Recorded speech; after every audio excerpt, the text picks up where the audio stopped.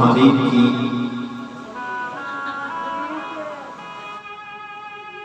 पावन कृपा से मां भगवती राजराजेश्वरी मां की परम अनुकंपा से आज यह शिव महापुराण की कथा द्वितीय दिवस में सुप्रारंभ होने जा रही है।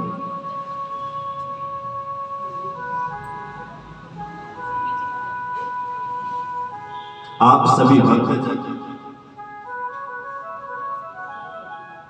इस कथा में अपना तन मन धन से सहयोग कर रहे हैं। आपके लिए भी जोरदार ताली।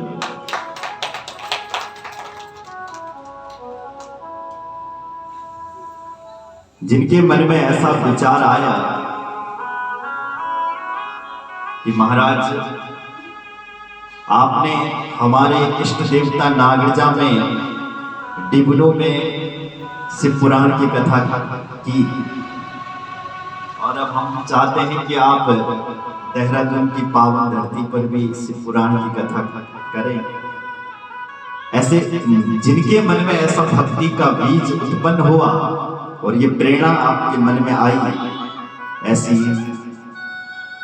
बहन श्रीमती मंजू देवी जी, आपके लिए जोरदार तालियां। आपके पति श्री राजेंद्र प्रसाद उनियाल जी, आपके लिए भी जोरदार तालियां। आपके मन में ये विचार आया कि आप देहरादून की पावन धरती पर पंचेश्वर महादेव की धरती पर कथा कराओ और इस कथा को सफल बनाने के लिए, यहाँ पर कथा करवाने के लिए डोली उपासक हमारी पूज्य माता यहाँ पर आई और उन्होंने यहाँ पर ये कथा रखवाई आप सभी भक्तजनों के सहयोग से। तो आपके लिए भी जोरदार तालियां। धर्म देवी जी जो इस कथा का मार्गदर्शन कर रहे हैं हम सबका, और इस कथा को तन मन धन से सहयोग करवा रहे हैं, सहयोग दिला रहे हैं, ऐसे परम आदरणीय सम्माननीय श्री वीरेंद्र सिंह जी, आपके लिए भी जोरदार ताली।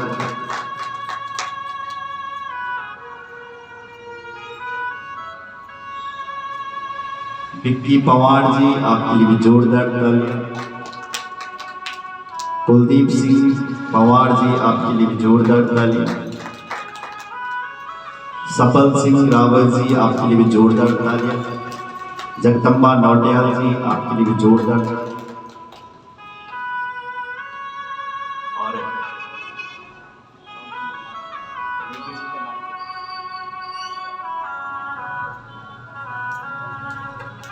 जो इस कथा में तन मन धन से लगे हुए हैं, माता जी के मामा श्री वीरेंद्र सिंह नेगी के पवार लिख रहा है।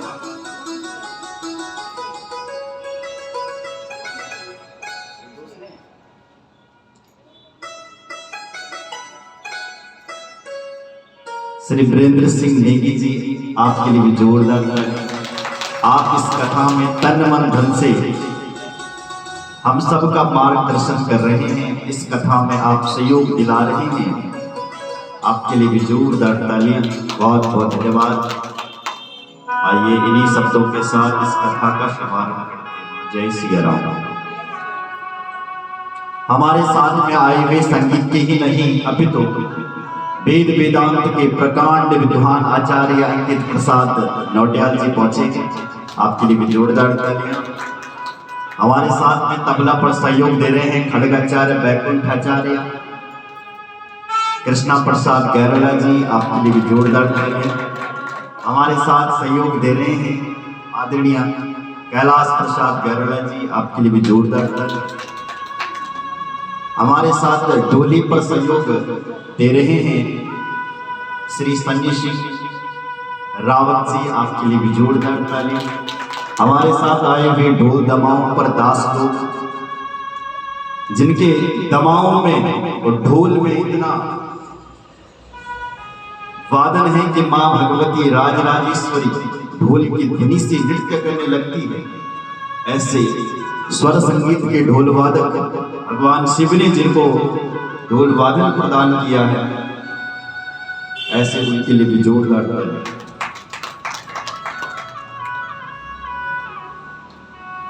जितने भी पंचेश्वर महादेव समिति के सदस्य गण हैं, यहाँ पर हमें सहयोग दे रहे हैं, कर रहे हैं, उनके लिए भी जोरदार ताली। हमारी पूजनीय माताएं बहनें अपना अमूल्य समय दे रही हैं, आप यहाँ पर कथा सुन रहे हैं, आपके लिए भी जोरदार ताली। पंचेश्वर महादेव के जो पुजारी जी जो हमारे यहाँ पर मार्गदर्शन कर रहे हैं, आपके लिए भी जोरदार ताली। आप सभी का मैं धन्यवाद करता हूँ, आप सभी के लिए जोरदार तालियां। और आइए इन्हीं शब्दों के साथ इस कथा का शुभारंभ करते हैं। गुरु जय श्री भगवान की कथा कब सुनने के लिए मिलती है? बोले भाग्य उदयेन बहुजन समर्जते, जब हमारे बहुत जन्मों के भाग्य उदय होते हैं। ये बात आपने कल भी सुनी, तब जाकर के हमें ये मनुष्य का शरीर में कथा सुनने के लिए मिली। भाग्य उदयेन बहुजन्म समर्जिते, बहुजन्म समर्जितेन भाग्य उदयेन, जब बहुत जन्मों के भाग्य उदय होते हैं तब हमें ये कथा श्रवण करने के लिए मिलती है। जब बहुत जन्मों के पुण्य उदय होते हैं तब हमें मनुष्य का शरीर मिलता है। और ये मनुष्य का शरीर ऐसा है, ये एक ही बार मिलता है। और कब मिलता है? 84 लाख योनियों में जाने के बाद।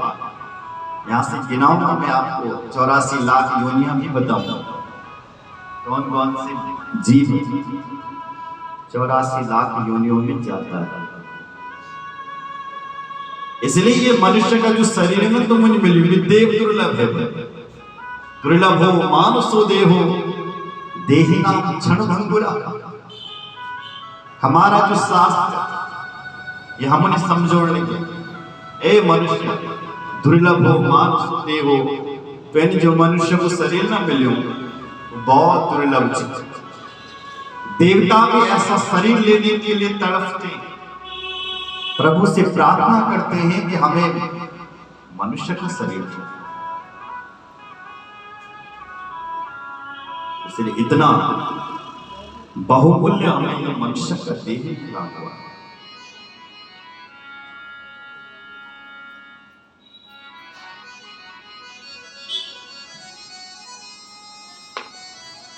स्वर्ग के देवता लालायित होते हैं कि हमें भी मनुष्य का शरीर दे। स्वर्ग एक ऐसा घर है मेरी मां, जैसे 5 स्टार होटल है, कोई बहुत बड़ा होटल है। आपके पास पूंजी है, पैसा तुम इकट्ठा कर लिया, अब तो पैसे तुम खर्च करना चाहता जाते हैं लोग होटलों में, तो जब तक पैसा है तब तक तुम होटल में ठाट बाट से रह सकते हैं।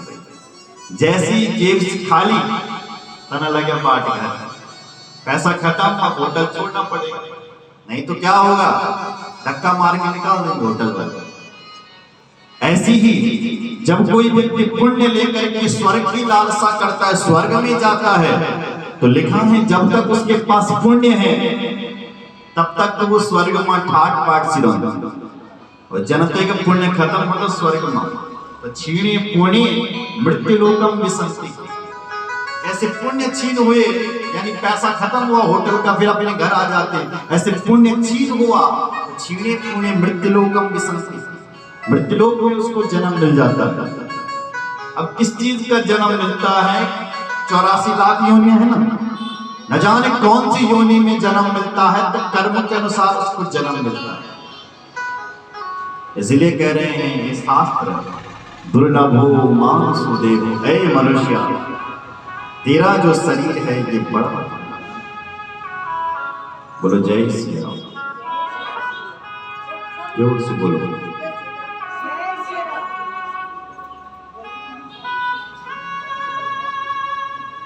मनुष्य को शरीर बड़ी दुर्लभ है, और आज दुर्लभ शरीर में हमें ये कथा श्रवण करने के लिए मिल रही है।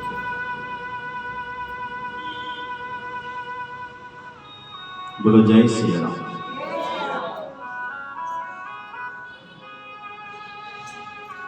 कल आपने शिव महापुराण का महात्म्य सुना, महिमा सुनिए। कैसे चंचला और उसका पति बिंदु, उसका उद्धार शिव पुराण की कथा सुनकर के हो गया। कैसा इस कथा से देवराज ब्राह्मण, जिसको जयगुण थे देवराज, उसका भी इस कथा से उद्धार हो गया। तो कैसा भी प्राणी इस कथा को सुने उसका उद्धार हो जाता है। अब सूत जी महाराज विश्वेश्वर संहिता में प्रवेश करते हुए कह रहे हैं, हे ऋषियों, मंगलम मजात समान भाव मार्यम तमीसं जरामरात्मदेवं पंचाननं प्रबल पंच विनोदशीलं संभावये मुनि शिव शंकराम्बिकेशं। हे अंबिका के पति, आप पंचनानन हैं, आपका बल प्रबल है, आप शील स्वभाव के हैं, आप शंभु हैं, आप शंकर हैं, जगत के कल्याण के लिए आप बैठे हुए हैं। हे अंबिका के पति, हम आपको प्रणाम करते हैं। और यही श्री श्री सूत जी महाराज बोल पड़े, बोल ऋषियों, एक समय की बात थी, वेद व्यास जी तीर्थराज प्रयाग में पहुंचे और वहां पर कुछ ऋषियों ने उनसे प्रश्न किया, क्या धर्म क्षेत्रे महाक्षेत्रे गंगा कालिंदी संगमे प्रयागे परमं पुण्ये ब्रह्मलोकस्य वर्तमनि। प्रयागराज में पहुंचे हैं ऋषि, और वहां पर सनकादिक ऋषि भी पहुंचे, बड़े बड़े महात्मा भी पहुंचे, और उसी प्रांगण में श्री सूत जी महाराज पहुंचे। सूत जी को सभी ऋषियों ने प्रणाम किया और कहा है, गुरुदेव, प्राप्ते कलयुगे घोरे नरः पुण्यं विवर्जिता दुराचार रता सर्वे सत्यवार्तां परां मुखा। ये मेरे भगवान, आजकल हम देख रहे हैं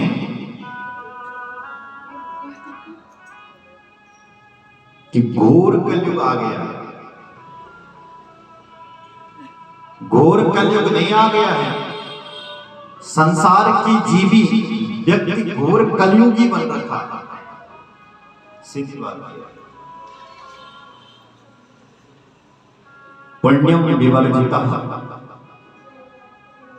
उसके पास पुण्य बहुत कम रह गया, दुराचार में प्रवृत्त हो रहा है।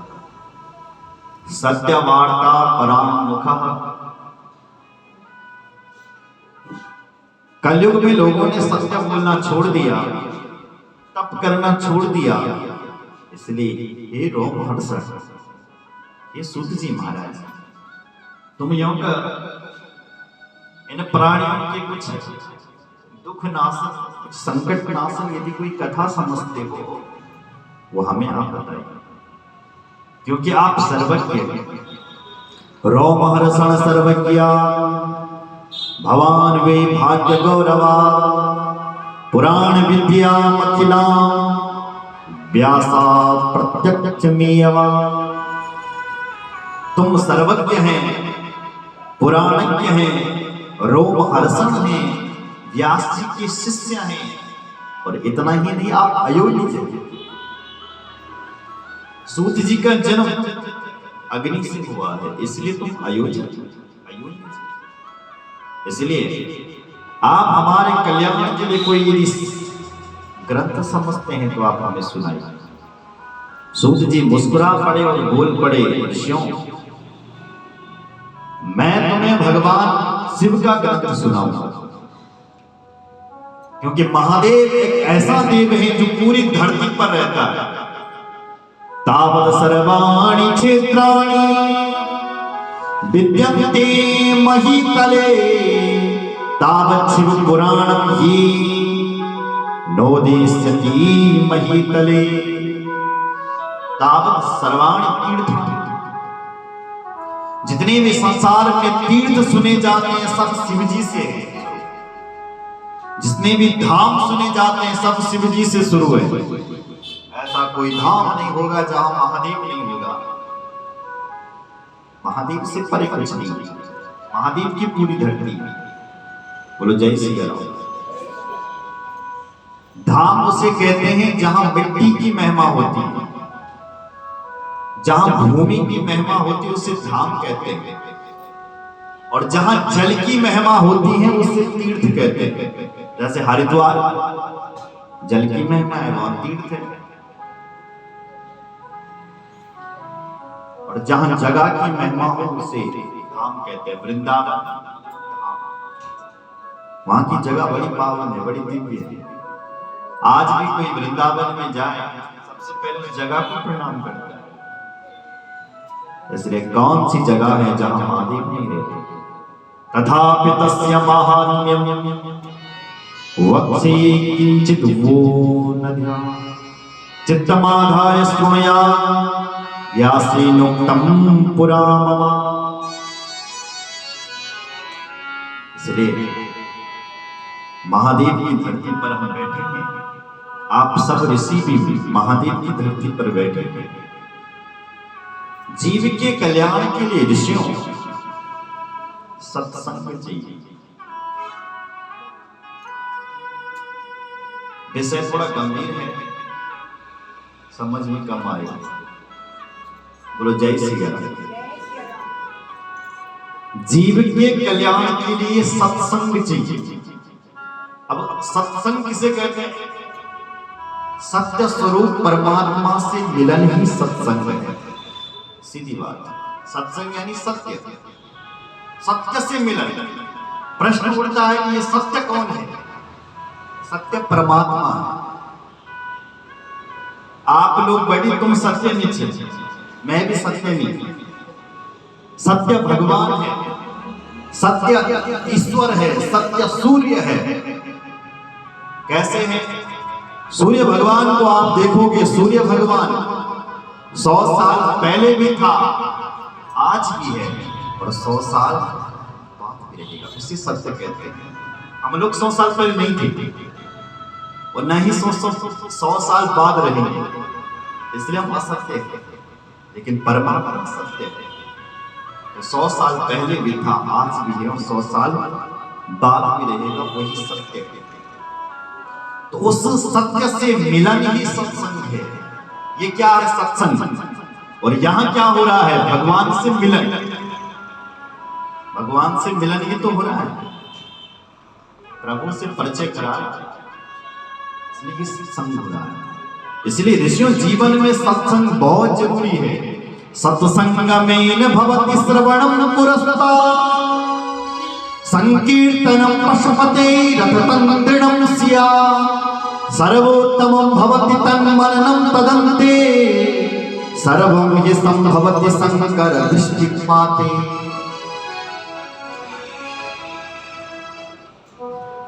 सत्संगमेन भवति श्रवणं पुरस्तात्। इसलिए जीव का जो कल्याण है वो सत्संग से ही हो सकता है। उसके बाद कीर्तन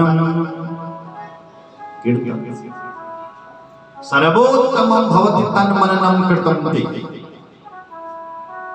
भगवान की भक्ति का जो पहला सूत्र है, वो जो सर्वोत्तम है, वो मनन है। माला लेकर के ईश्वर का भजन करना ये सर्वोत्तम साधन है। माला लेकर के भगवान का स्मरण करना ये सर्वोत्तम साधन है। सर्वम ही संभवत शंकर दृष्टिपात। इसके बाद भगवान का दर्शन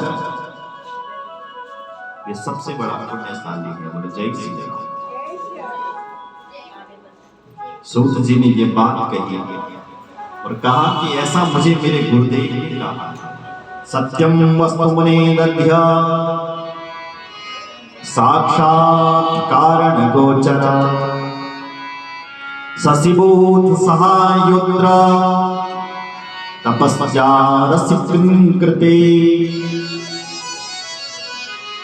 सत्यम वस्तु मुने दध्या, इसलिए हम सबको चाहिए कि उस सत्य का ध्यान करें जो महादेव कारणों की भी कारण है। ऐसे उस भगवान का चिंतन करें। श्रवणादिति देशक्तो लिंगवेरी च संकरम संस्थाप्य नित्यम अभ्यर्चातरे संसार सागर।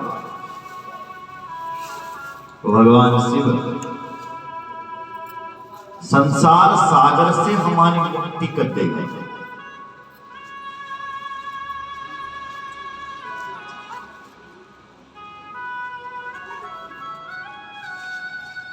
भगवान शिव के दो स्वरूप हैं। पहला है सकल और दूसरा है निष्कल।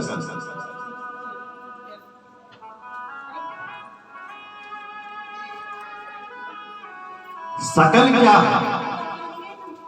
मूर्ति। निष्कल क्या है? लिंग। सकल क्या है? भगवान शिव का स्वरूप। निष्कल क्या है? निराकार। परमात्मा का कोई आकार नहीं है, वो निराकार है। तो वही निराकार भगवान शिव है।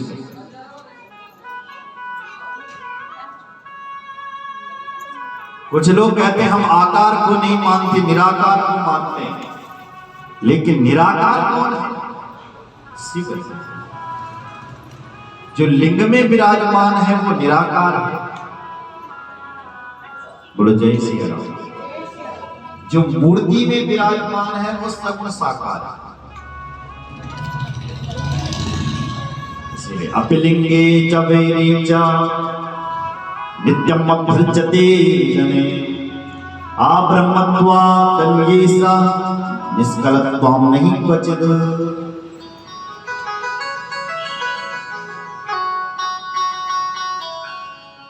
इनमें भेद नहीं है। बोलो जय श्री राम। लगता आपको समझ में नहीं आया। बोलो जय श्री राम। जोर से बोलो। आपने बिजली देखी है? बिजली बिजली भी तो मार देखी। अभी बिजली क्या होती है? बोलो जय श्री राम। लाइट देख रहे हो? लाइट जो बल्ब चल रहा है इसको कहते हैं बिजली। समझ गए? अब थोड़ा मेरी तरफ देखो। अब ये बात बताओ, इस 200 साल पहले क्या बिजली होगी? 500 साल पहले क्या बिजली थी दुनिया में? नहीं थी। 500 साल पहले बिजली नहीं थी। सोचो जरा, मेरी तरफ देखो। अगर बिजली नहीं होती तो आई कैसे? इसका मतलब यह है कि 500 साल पहले बिजली थी पर हम लोगों के अनुभव में नहीं थी। समझ गए आप? क्या हुआ? वैज्ञानिकों ने आविष्कार किया, बिजली की खोज की। और जब बिजली की खोज की उन्होंने तो तार के रूप में ला दिया। तार के रूप, छुओगे तार को तो करंट मार रही है। ओह, बिजली का महत्व समझ में आ गया, ये तो करंट मार रही है। वही बिजली जब हमने बल्ब से जोड़ी तो प्रकाश देने लग गई। समझ में आ गया प्रकाश भी देती है। उसी प्रकार पहले वो भगवान निराकार था, निर्गुण था, उसका कोई आकार नहीं था। जैन लोग निराकार बदल, भगवान तो केवल निराकार है, निर्गुण है। ऐसे वो परमात्मा पहले निराकार था। बड़े बड़े भक्त आए और उन भक्तों ने उस भगवान को परमात्मा के रूप में ला दिया। योगियों को उसका दर्शन होने लगा और उन्हीं भक्तों ने जब और प्रयास किया तो वो भगवान शिव निराकार से सगुण साकार के रूप में भी आ गए। वही निराकार ब्रह्म परमात्मा जो भगवान लाइट की तरह बिल्कुल भी नहीं था, उस भगवान का जब भक्त लोग आए वो भगवान उन भक्तों के लिए फिर राम के रूप में, कृष्ण के रूप में, हनुमान के रूप में, शिव के रूप में, देवी मां के रूप में, न जाने कितने रूपों में आए। लेकिन देखा जाए तो वो भगवान निष्कल भी हैं और सकल भी हैं। दोनों रूप उसी के हैं। और जय श्री राम। तस्मात् निष्कले लिंगे नाराधन्ते सुरेश्वरा आब्रह्मण्यवाच जीवत्वा हानि देवता गणा। तस्मात् निष्कले लिंगे, भगवान स्वरूप शिव जी का जो लिंग है, देवता लोग भी इस लिंग का ध्यान करते हैं।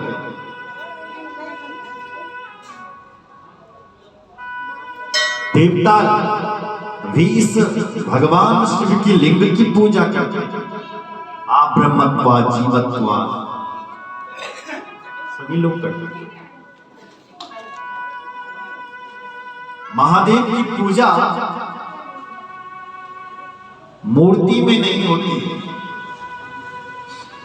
और मूर्ति में कोई करना भी चाहे तो हो सकती है कब, जब लिंग की पूजा हो जाए उसके बाद। महादेव एक ऐसे देव हैं जो दो रूपों में पूजे जाते हैं, एक तो मूर्ति में और एक लिंग में, दोनों में पूजे जाते हैं। भगवान नारायण भी दो रूपों में पूजे जाते हैं।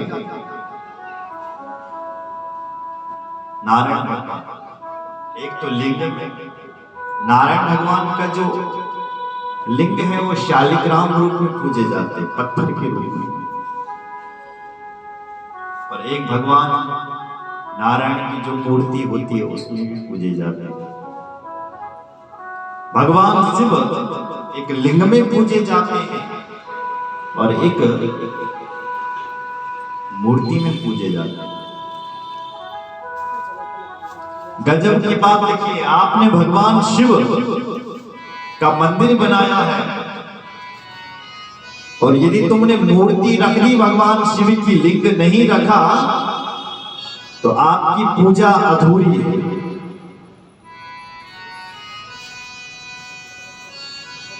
पूजा पूरी नहीं है। और यदि तुमने शिवलिंग रख दिया, मूर्ति चाहे नहीं भी रखी, तो आपकी पूजा पूरी है। लिंग का अर्थ होता प्रतीक। ये शिव साक्षात शिव जी का प्रतीक है, वो जो शिवलिंग है। जो लोग उठपटाख शब्दों का निरूपण करते हैं शिव जी के लिंग के लिए, ऐसे लोग नरक में जाते हैं और कई प्रकार के कष्टों को पाते हैं। इसलिए शिव जी का जो लिंग है वो शिव है साक्षात, उसको साक्षात शिव समझना चाहिए। शिवस्या तदन्येषा विभज्या परमार्थदा तस्मादेव परम लिंगम वैरागी समभवम् श्रोतुम् इच्छामि योगीन्द्र लिंगाविर्भावचक्षणा।